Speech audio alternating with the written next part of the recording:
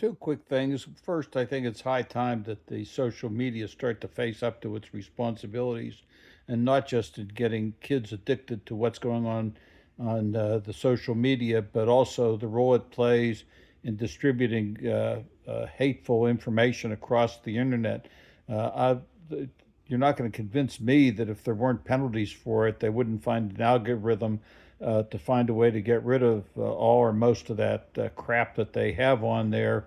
It's one thing to express an opinion, it's another thing to use language and hate in such a way that it just stirs up uh, emotions and hate in other people. We should be better than that, and the social media networking should find a way to be better than that. Secondly, as you'll recall, at least on one of my posts the other day, or maybe last week, I was talking about Judge Eileen Cannon in Florida, who seems to be in Trump's hip pocket because she does whatever she can to protect them. Well, she ruled a while ago that the second part of the Jack Smith investigation, which deals with Trump stealing highly sensitive federal documents and putting them throughout Mar-a-Lago, was to be kept sealed forever.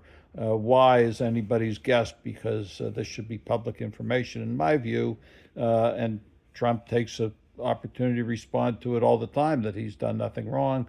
So let those chips fall where they may. But nonetheless, the Department of Justice the other day, either because somebody leaked it or did it by mistake, released part of that report in the form of a memorandum that showed that Trump had taken highly sensitive documents with him on an airplane from New York to Mar-a-Lago, where there were other people uh, on the flight. And one of the documents he showed to people on the flight, only 6 people in this country were allowed to see it, one of whom was the President of the United States, and the other people had no security clearance to see that document.